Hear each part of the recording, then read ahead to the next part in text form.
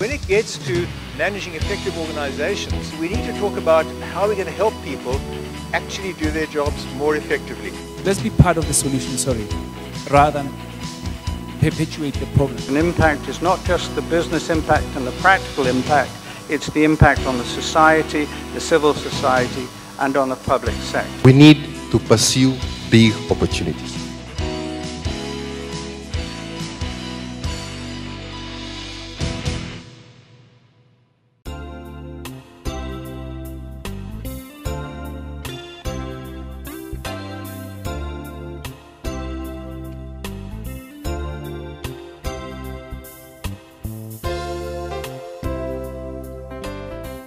The topic deals with expanding economies, and my sort of first thought was, which expanding economies?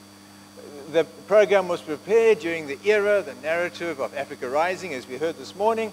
That's really now the period of Africa pausing, while we try and work out what is the next chapter in our economic development. On the kind of negative side, two of the three powerhouses for the three economic regions of sub-Saharan Africa are stalling. We heard that this morning. North Africa is in political turmoil, but we must congratulate Egypt on becoming the second largest economy in Africa. That's because South Africa's currency fell off a cliff. And really only East Africa, apart from pockets here and there, is growing in line with expectations. And so we can anticipate that companies will be cutting their training budgets, and you've probably experienced that in executive education. I think MBAs are quite often counter-cyclical in the sense that you get more people coming to upgrade their qualifications as they start having their jobs threatened. But on the other side, in a fragile economy, managers and especially entrepreneurs are even more in demand, more important. We heard that this morning too. In a fragile economy, managers and entrepreneurs are even more important. I don't know the figures for the whole continent, but Adcorp found a shortage of 200,000 managers in South Africa alone. And the EY report across the continent indicated that talent and leadership is the most important concern. And I'm not going to dwell on this. You can just glance through some of those points as to why we are doing what we are doing. Why is management important? Of course it's important, but there are all sorts of practical ways in which it's going to make a difference. It does make a difference. To the bottom line, all the above leading to better health, happiness, security, and fulfillment for Africans. But we have some problems in our provision. There's some problems with who is in the classroom, I think, with what we think we teach them, with how they learn while they're with us, when they need to learn, in the sense of very often just-in-time training or on-the-job learning is better, and then why we do it, picking up on Guy's point about does it actually work. So that's quite a list, so let me address some of those. Who is in the classroom? There's a massive need in small companies, even apart from entrepreneurs. And I found this statistic quite mind-blowing. 99.6% of firms in Nigeria employing fewer than 10 workers. How many of our students on executive programs in particular are from companies of fewer than 10 workers? I would imagine very, very few, if any. A few key areas of personal competence, what would they be?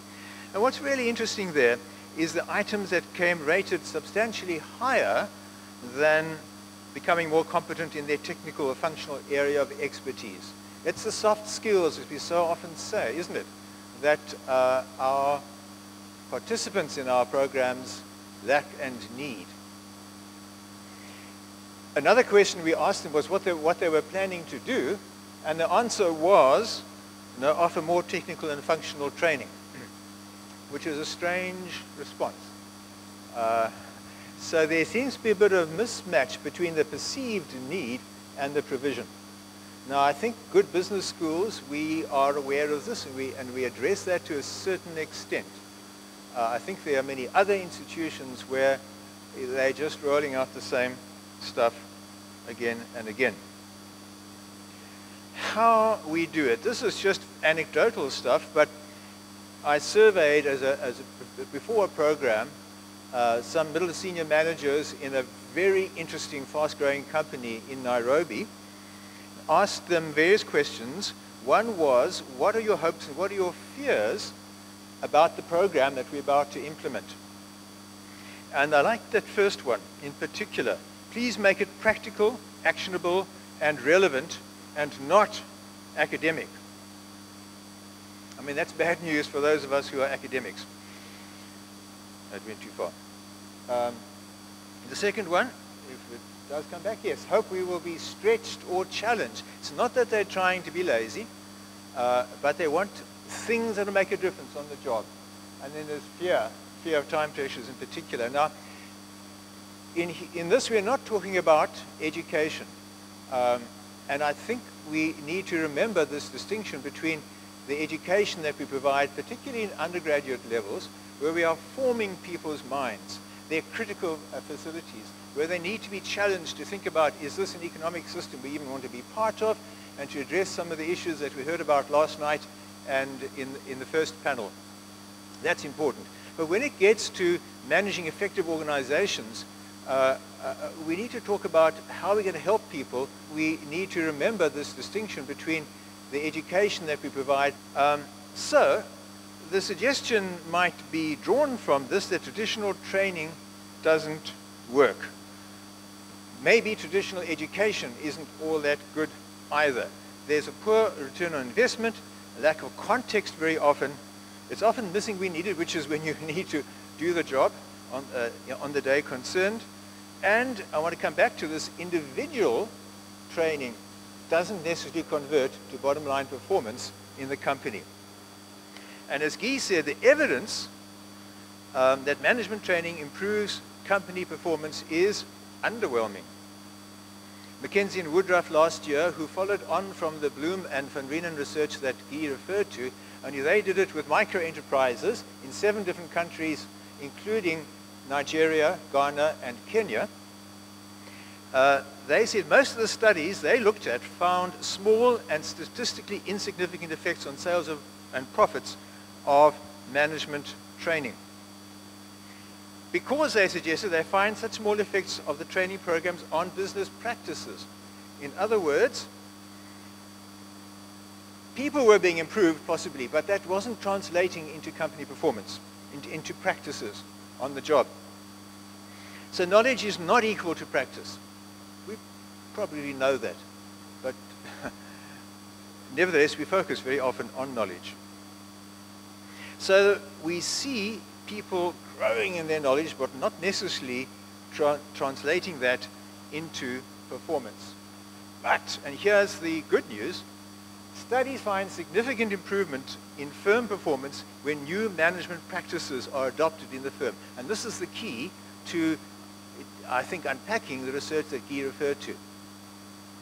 When you look at what the company is actually doing, not necessarily the individuals only, but the company is doing, then you get huge, in fact, advantages. And those are the kind of practices that they were looking at for the Bloom and Van Reenen research, the large corporations. McKinsey and Woodruff with the micro enterprises looked at more basic shorter term things like, do you visit your clients? Do you separate your private from your company money? Do you track cash flow, etc.? Very practical things in the company practices. Therefore, managers, if you take the soft skill stuff we spoke about at the beginning and these practices, I would put it to you that to be effective, managers need to be helped with 2 major challenges. The personal habits of good self-management and interpersonal management, and then company or organizational habits, practical steps to implement the fundamental simple practices of good management. I've noticed for years in the business school that consultants are trying to move into our space because they feel that just offering advice, strategic advice, doesn't lead to sustainable change. At the same time, we, with custom programs, have been moving into their space because so often customized programs need a degree of consulting. And so we kind of meet each other, but it's been parallel rather than integrated. And I think one of our opportunities is really to understand how to convert our practice into generating context-relevant changes in individual insights and practices in integrated performance. So this is a threat, actually, because our whole professional identity is built around individual knowledge and maybe competence. And that's obviously a good thing. We need to do that. But when it comes to management practice, we need to think beyond that. Think about why we exist, why we are doing this job. Particularly at the post-experience level, we almost need to stop thinking about individual learning in order to appreciate how to embed learning into company processes. You've probably come across 70-20-10. The numbers, I'm sure, are wrong, but the idea is that in something practical like management, 10% of the benefit comes from what we normally put in a course or a textbook, the content. 20% of the benefit from interaction and discussion, 70% from doing it and receiving feedback on the job. We need to go perhaps even beyond that to organizational enablers. And I won't read this to you, but this is an idea from Charles Jennings, who runs a very useful blog, writes a very useful blog on learning, adult learning, when he suggests that we need, as an adult learning community, to move from thinking about courses to campaigns to help people make a difference in what they do. I'll give you a second to look at it and then move on. So a different solution is needed. We need 70-20-10 thinking. We need best practice adult learning, which is going to be experiential, based on action learning techniques, reflection, practice, feedback, campaigns, as Jennings put it, and perhaps most of all, measuring impact, because if we don't measure it, we don't necessarily go there. The flipped classroom you might have come across from the Khan Academy, although they borrowed it from somewhere else. Why should we, in today's age, spend time with an expensive professor giving information to the class who can just as easily study it at home, rather use that time with the expensive resource to interact and practice, role play, various ways of learning. So from the sage on the stage to the guide on the side, as they say. Then there's action learning. You probably have that in your schools and know plenty about action learning projects. We learn by doing. And then blended learning, which is what we are promoting strongly in the African Management Initiative. Online by itself is not the solution, but online needs to be in the solution. So if we can draw the best scalable solution to access with online, combined with a more limited face-to-face interaction for the practical side of what we do, we have the benefit of both. So those are the principles I wanted to talk about. That's our website in case you want to go and have a look at it. And I knew I wouldn't have time, so I wasn't going to tell you about the communities we create for organizations on our platform, the iCoach, as we call it, dashboard for personal development on the platform, the feedback we can provide through iCoach, looking at the importance and level of competence of each person practicing, and that it's built with mobile in mind, and in that way I can get away with saying what I said I wasn't going to say. Thank you.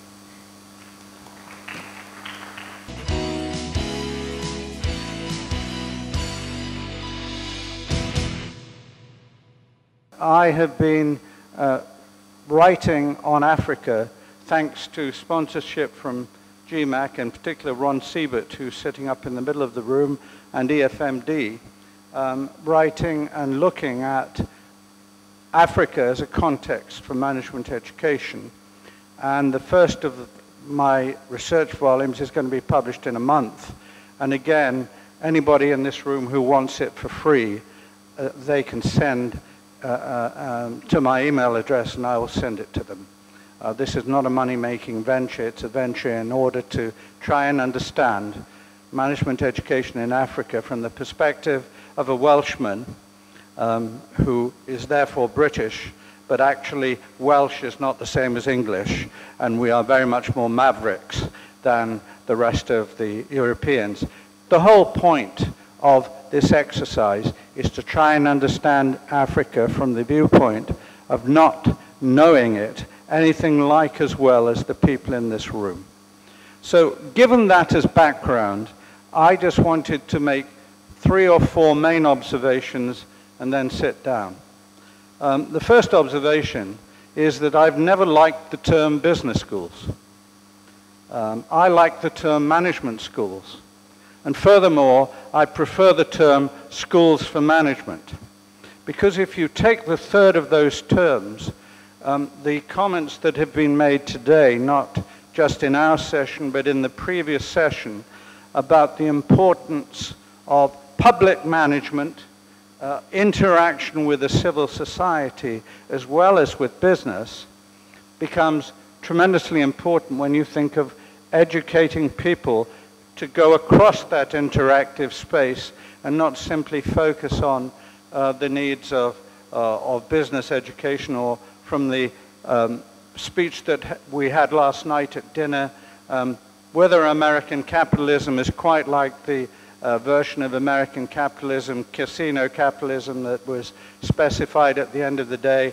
I'm not sure that I would want to get into a debate about that one, but that's certainly far away from the kinds of social democratic capitalism, or the kinds of capitalism that involve interaction between government, business, and civil society, which are things that we should be talking about in business schools, whether we're in Africa or whether we are in Western Europe or Asia. So let me then get on to the 3 or 4 main points I have. And since I wrote these on a pad and I can't even read my own writing, forgive me for putting some glasses on, just to hope that I will be able to figure them out. And I've put them under 3 main themes. One is societal, and societal is very much a theme that has come out from the presentations thus far. The second one is economic and environmental, and the third one is quality. So if I take the one on societal, both Guy and Jonathan previously have written papers on the needs for management education in Africa. Indeed, the AMI report of 2013 on catalyzing management education in Africa argued that there was a need to upskill at least 1 million managers across the African continent. If that's true, and I think probably from my own studies, I think that's an underestimate, the question is, what kind of education will that be? How will you upskill? And actually, what are the real needs? I am impressed by AABS in its activities in trying to get people to collaborate across Africa. But when you go across Africa, you see a whole set of different problems than you see in Western society. And you see some of these things in parts of Southeast Asia as well, where I've lived for the last 6 years. One of the most important differences between Africa, Southeast Asia, and the West is what I would call the communitarian ethos of both Asian society and African society. And that communitarian ethos manifests itself in webs of obligations that go through from family to broader unit, which in the African context might be described as a tribal organization, to the nation state or the micronations that often exist within nation states. And you can see the similar thing about the role of the family, the obligations of the family in Asian society, and much of that has disappeared from Western society with the breakdown of the nuclear family, with the breakdown of divorce, and so on and so forth. But I think this is a tremendously important issue. The second thing you see very, very strongly in Africa, and certainly in parts of Asia, is the unemployment situation. And that unemployment situation is huge. It's huge and sometimes described as a demographic dividend for Africa. Well, it's only a demographic dividend if we can find out a way to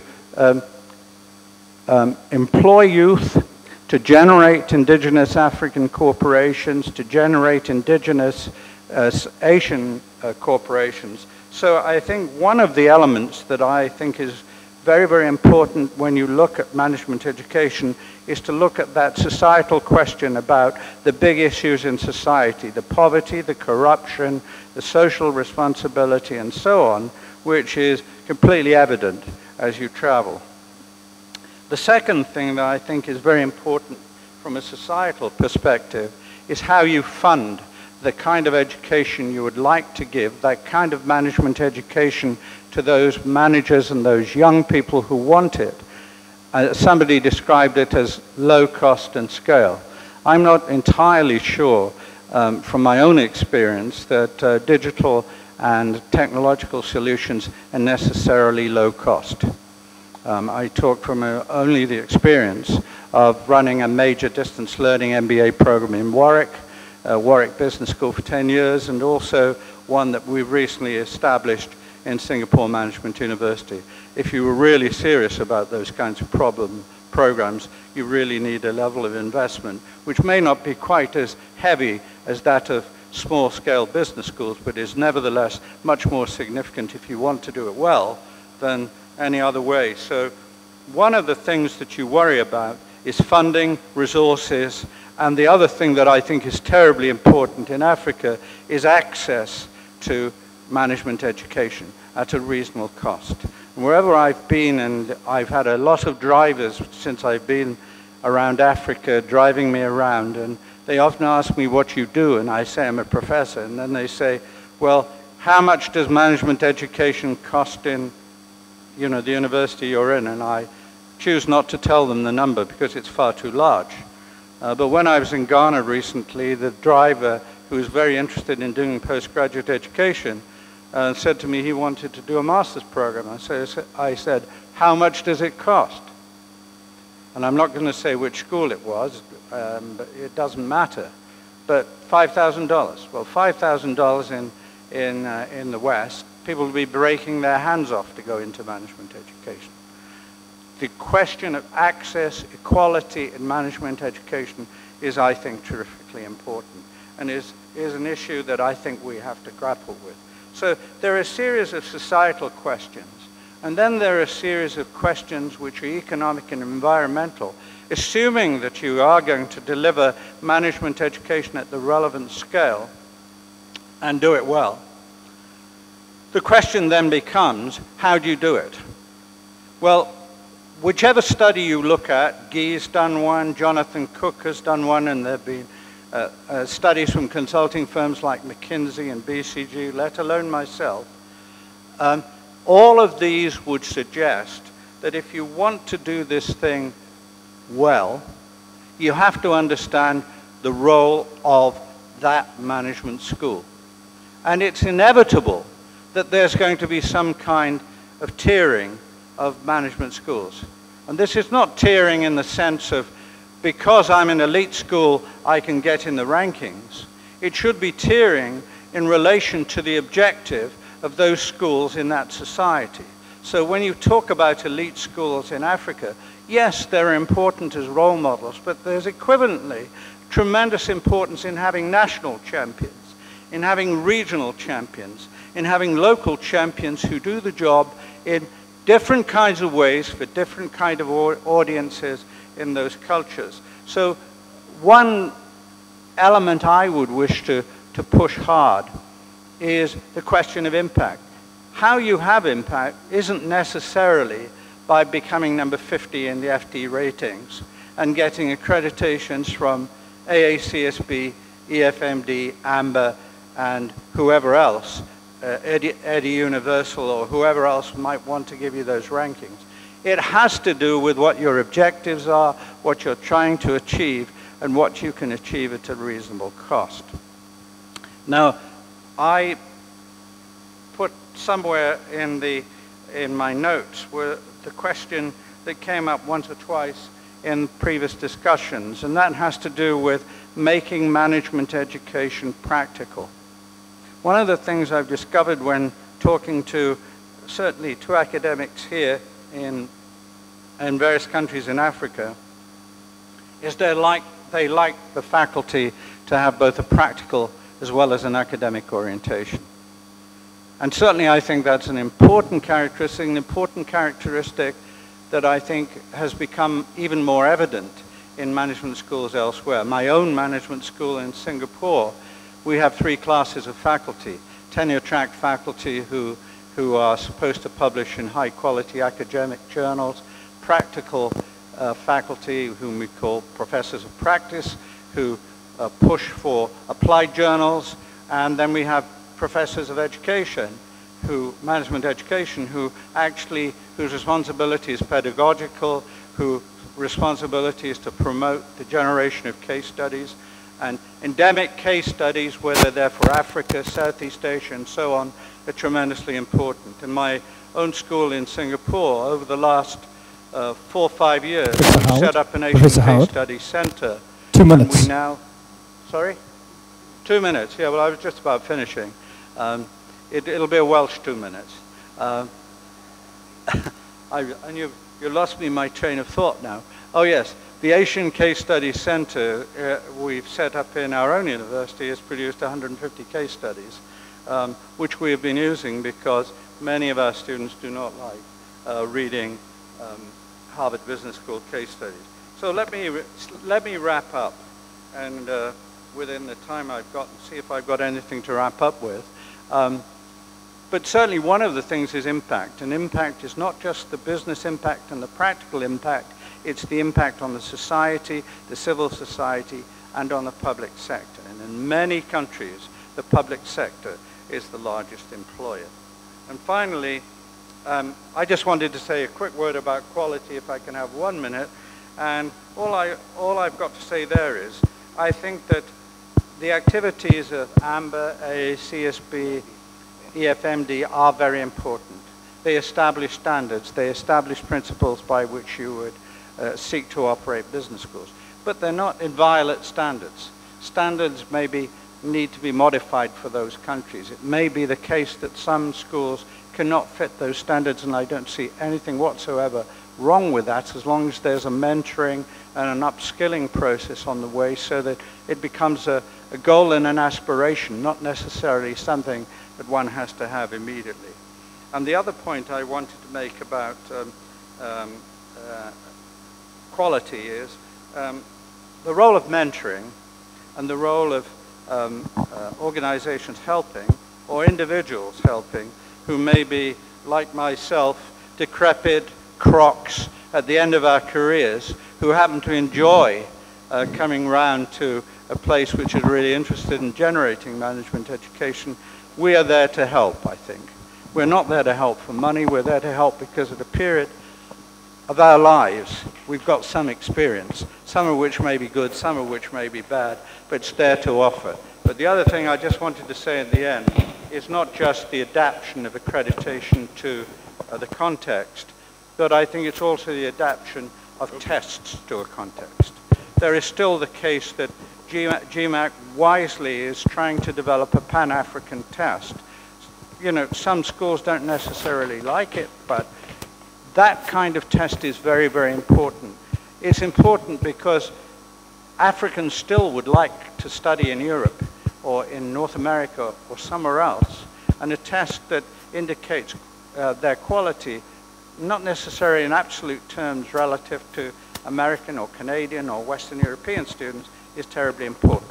So with that I stop. Thank you very much for your time.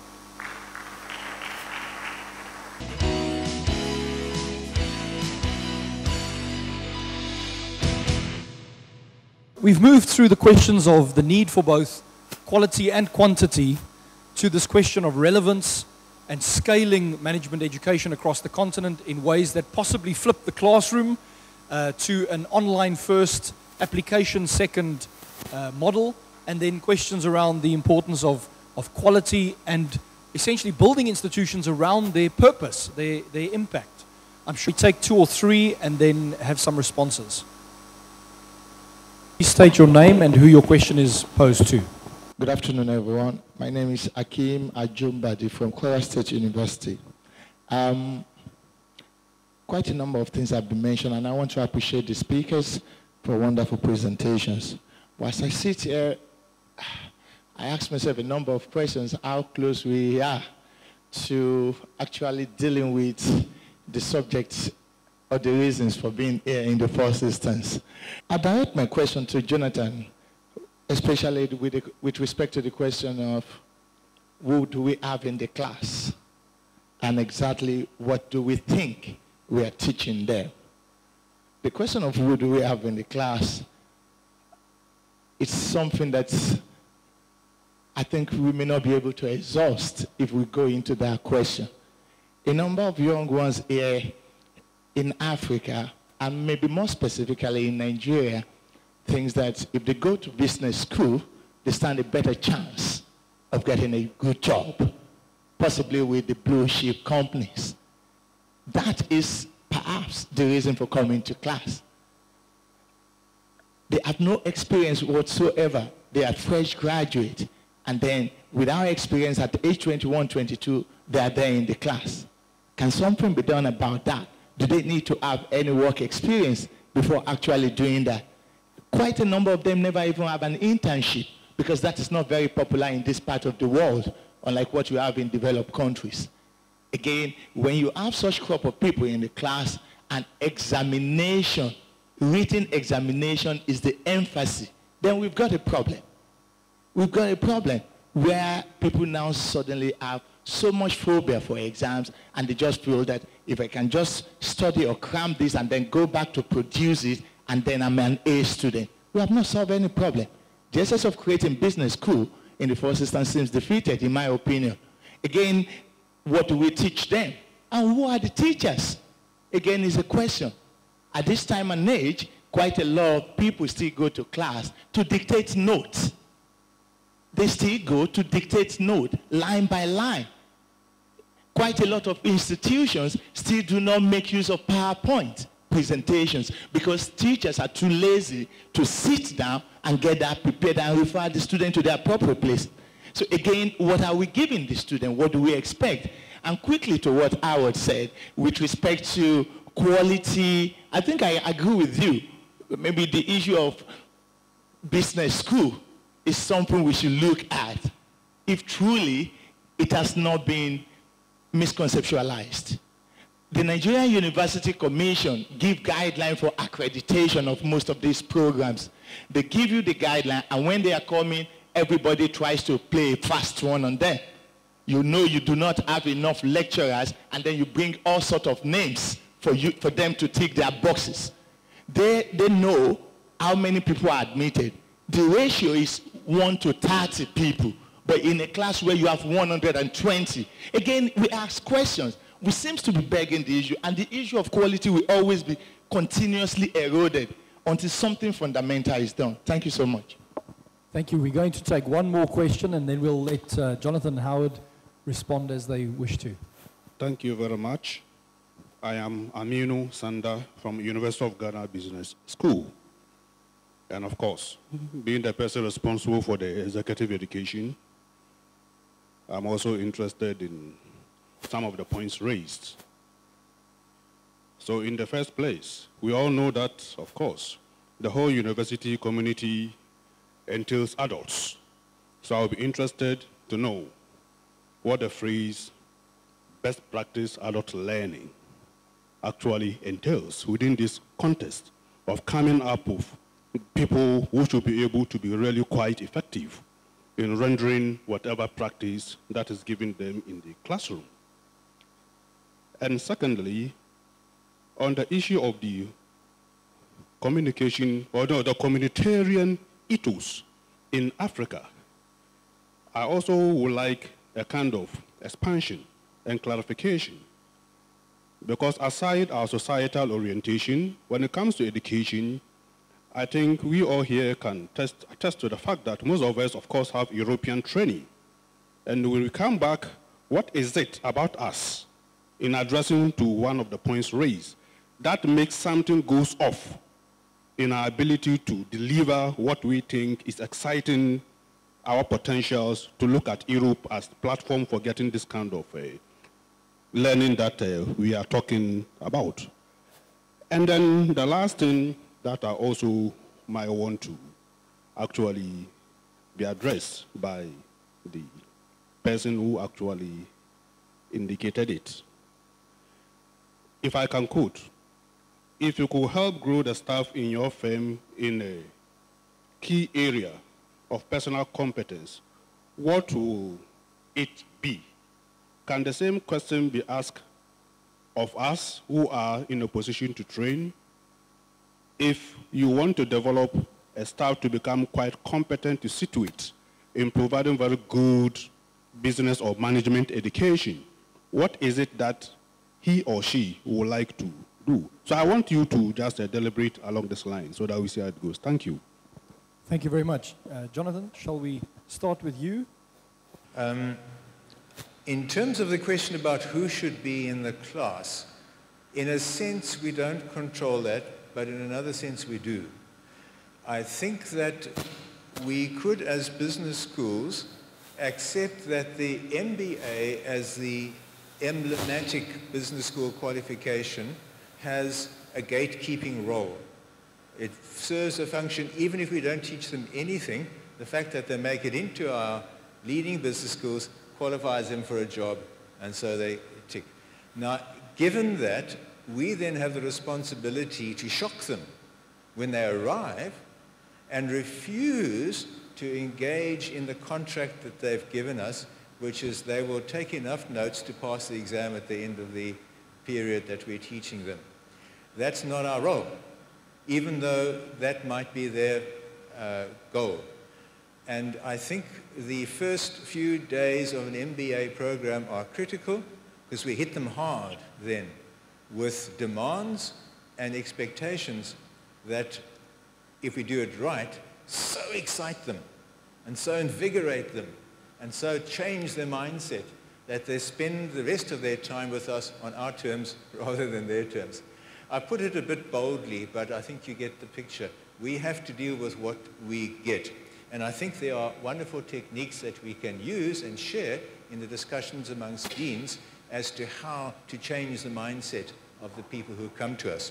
So that's one aspect. And the teaching methodology is part of that. If we are consistent in supporting each other in discussion-based methodologies like case study discussion and experiential learning, if we're consistent in that, they don't then play one faculty member against another and say, please, I want your PowerPoint slide before I'll even listen to you. The other thing we can do is to look at our range of products. MBA is our flagship, but what about other activities we can do? For example, when Lagos Business School spun off the Enterprise Development Center, it addresses a very different segment of the market. And so on and so on. We can create different qualifications and different programs that address the needs that the business schools don't traditionally satisfy. But you know, we've been talking about these issues for the 10 years that AABS has existed. Partly that because we get new people in each year, and that's fine. But partly it's because maybe we're doing the same things to solve the same problems. Let's try something different or learn from the best practice that we have represented within the association.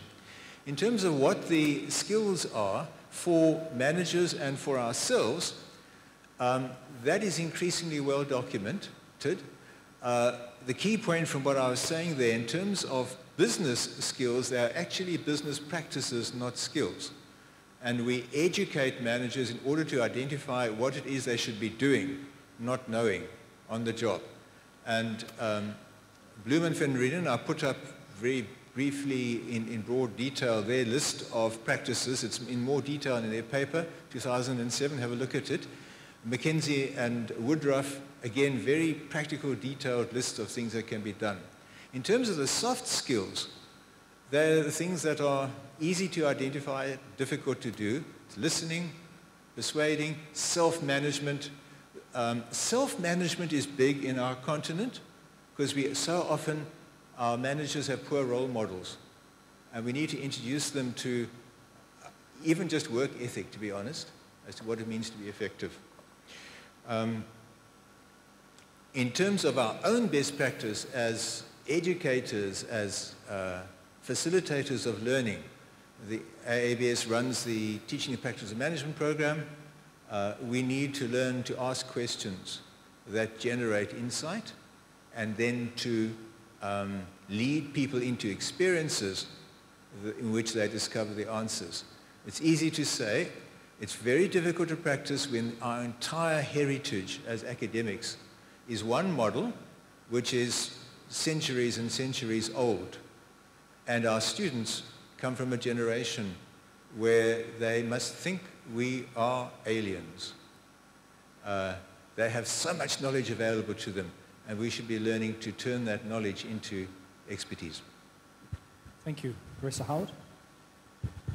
Yeah, I thought Jonathan's response was so comprehensive and so extensive. I'm not sure what I can add to it. But to your point about who the student should be, I don't think every student should be doing an MBA or every student should be doing an undergraduate course. That's why I was trying to make the point about different tiers of schools who have different responsibilities. And it may indeed be the case that a lot of people have, acquired management skills of a kind, but need updating in perhaps marketing or finance or something like this. And our responsibility should be to provide those courses in a palatable way so that they know what they're doing. So this is a form not of executive education necessarily, but a form of directed learning for people who have got to a certain point. And if we're trying to upskill, we can't upskill with completely certified qualifications, but we can with directed forms of learning, which are disaggregating the value chain, if you like, and other forms. My old university that I was dean of in the United States, the University of Illinois at Urbana-Champaign, you can do the MBA for $0 online, provided you don't want to take the certificates. If you take the certificates, it's $20,000.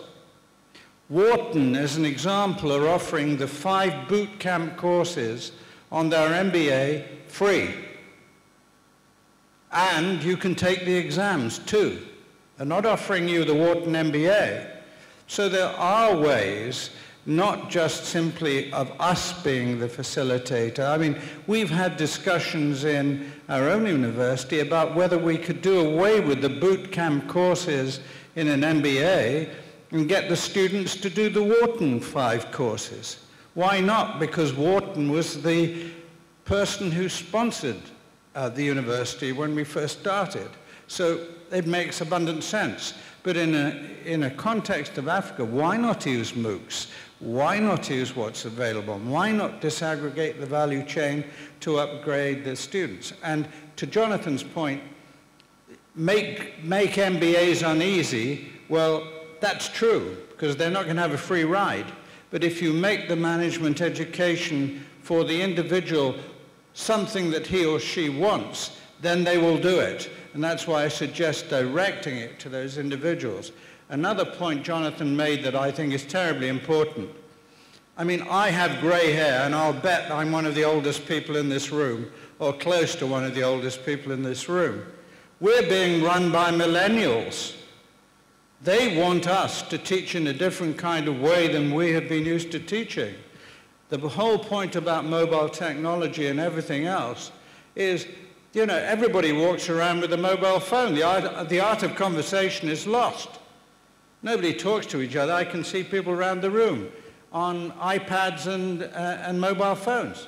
I mean, that's the channel of communication. That's a way that we can improve the quality of what we do at a reasonable cost. So I think there are various different kinds of ways. And as to the best practice point that was made up there, I agree with Jonathan. At least we have a better knowledge of the skills that people require. I particularly like the listening ones and the ones that he was suggesting. But I also think that the skills of synthesis, and are needed just as much as analysis. Problem solving is not a difficult thing to teach, but it's not taught very well in many of our business schools. And as for the faculty, well, one solution I suggested to you was we need people who know what's going on the firing line and are not just academically qualified. Our way of doing that was to have 3 categories of professor. So that would be an example of a best practice I would offer. We have about 10 minutes left of the session. What I want to suggest is that we take 3 very brief questions or comments, and then we'll have a closing remark with some responses from each of our panelists. Thanks. The name is Ridwan Aswad, Region Business School in South Africa, Durban. Just a quick point, I must talk about the civil society. I think if we don't take cognizance of that in any of our programs, you see what's the reality around the world. Whether you take it from the Arab Spring, or you take what's happening in South Africa currently, or even take what's happening in Nigeria for that matter. I think civil society is the way to go, and I think it's about time that maybe the MBA providers particularly look at that very, very differently as to how we approach it. I think we're too traditional in the way that we approach that sector. The second point, and Howard, you know, the comments that you've made and the presentation you made, I must say, it was very refreshing. Very refreshing to talk about the different tiers that we find ourselves in the African context. And I think we are trying to force a model or a system that probably doesn't fit in this context or in this continent. We as providers keep chasing the titles and the associations that exist in the Europes and the Americas, which sometimes are totally irrelevant to us, but we chase them for various reasons. And I think by doing that, we are failing the societies that we actually are supposed to be serving. So actually, I want to leave a challenge to us as AABS members and partner schools and member schools here. Maybe we need to start rethinking that type of model. And maybe we should come up with our own kind of model. I know Ed Universal does it some way. I mean, but again, it's based in Paris, it's based in France, it's not an African thing. Why can't we create a similar kind of ranking kind of system that works for us within the African continent? Thank you.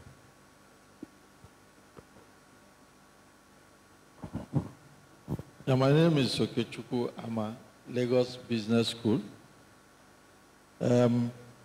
Was very good lectures that all of you gave.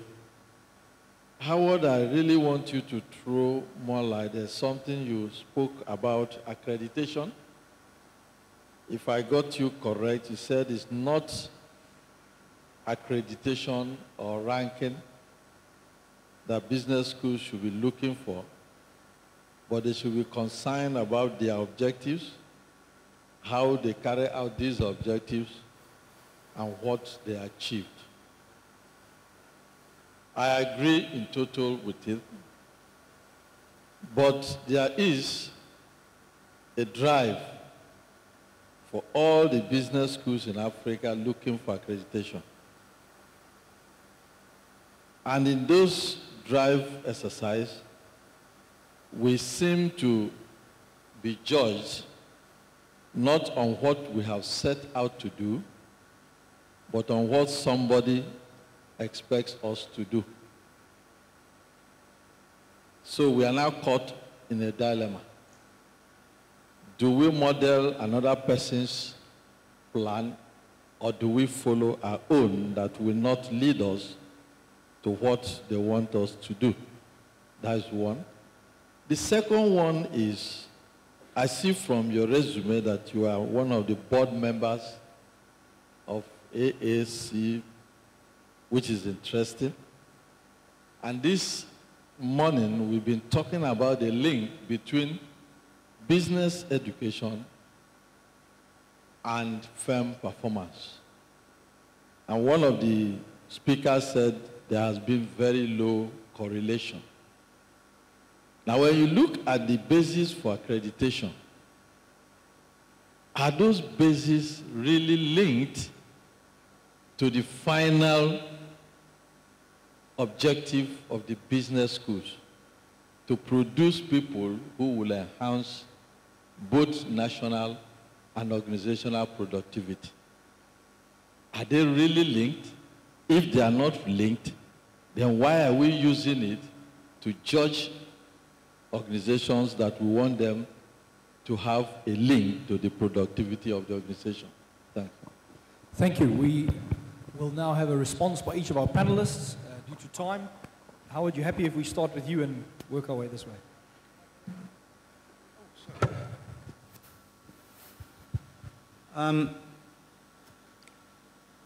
I can't totally hear the questions, so let me interpret the question and then give an answer to my interpretation. And if my interpretation is wrong, then I'll answer whatever you tell me I should have been listening to but can't hear.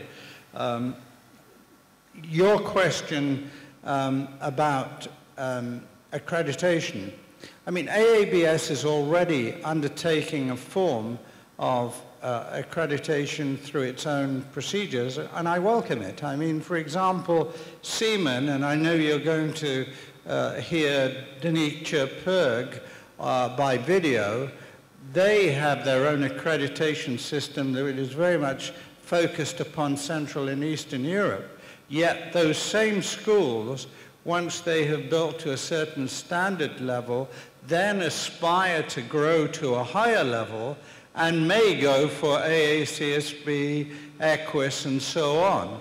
And that is, I would have thought, a natural succession. But to marry your comments with the comments of the gentleman from Lagos Business School, I'm reminded of, there's a very, very good book written about American management education, 100 years of American management education, by a professor at Harvard, which is called From Higher Aims to Hired Hands, by a professor called Rakesh Khurana. And in it, he has a section where he talks about rankings. And he talks about the tyranny of the rankings. And the tyranny of the ranking is as you're waking up and saying, was I 35 in the last rankings, or was I 55? And what will the president of the university do to me? I mean, the whole point is not the rankings, but the point is the standards. The standards that you seek to achieve at different levels of management education. Yes, some schools can aspire and have the goal to be elite schools in time. Others recognize their role in society and are trying to do the best possible job at a given level. And I think we should welcome and warm that, and warm to that, and build on that strength. I mean, there's a lot of enthusiasm and good work going on in many parts, the less developed parts of Asia, and here in many countries. Exactly that is happening. That all of the schools should aspire to AACSB or EQUIS accreditation or AMBER accreditation is not necessarily a meaningful goal in the short run. But as they evolve and as they grow, which was the case in Europe with the development of European management schools, and in the early days of American management schools, I mean, the Nobel laureate Herbert Simon once described American business schools prior to the 1960s as nothing other than trade schools and, quote, wastelands of vocationalism. Now, what's wrong with vocationalism if you're trying to teach people basic skills at certain levels? But as the schools expanded in the United States, you're going to see the same thing in Africa, and you already see the same thing in Asia. That would be my response. But maybe I've misinterpreted the questions, in which case I may not have any time. Good interpretation. I would just add that the good news is that the AABS board, I'm no longer a member of it, but I know that they're looking at accreditation very seriously in order not to duplicate the Triple Crown, which would be a silly thing to do, but to create standards that would help African schools offer quality business management education to African people. And so I'm sure you'll talk more about, where's Edward, more about that in the members meeting. It's coming to a school near you very soon. But I do want to say we need to distinguish between rankings, which on the whole are generally evil things, and accreditation, which is a very helpful process because it makes us look at quality. If we use the wrong standards for accreditation, they can be harmful. But if we develop appropriate standards for what we're trying to do, and there should be a variety of standards given the variety of schools that you've described, Howard, then it's very important we subject ourselves to that because it's a discipline. And we shouldn't let each other get away with substandard management education when our continent is crying out for better managers. So quality is a good thing, and let's make it appropriate. Well, I'll be very brief because I'm neither an academic nor an accreditation person. What I would say is that we need as many feedback loops as possible on impact. And they're sadly lacking. And whatever you're trying to do, I would ask the supposed beneficiaries of what you're doing what they think, what's happened to them, ask their parents, ask the employers, ask anybody around, and then guide your own progress by the gaps that you see. If you find out that 20% of your graduates don't find proper jobs, then that's an indicator. If you find out that the parents just sent the kids to get a degree, but the kids are not motivated to get a degree, that's another issue. But I would urge every school to develop information systems about, and it's very easy. You can do it by email. You can do it. These days, it's become much easier. And then, if you do this, there'll be some beginning of research on the impact of business education. So perhaps an overarching observation is that there's no one-size-fits-all across the continent, but there is a universal need to improve what we do and to do it in a way that is increasingly accessible and relevant to our particular context. Would you help me in thanking our excellent panel for their contribution?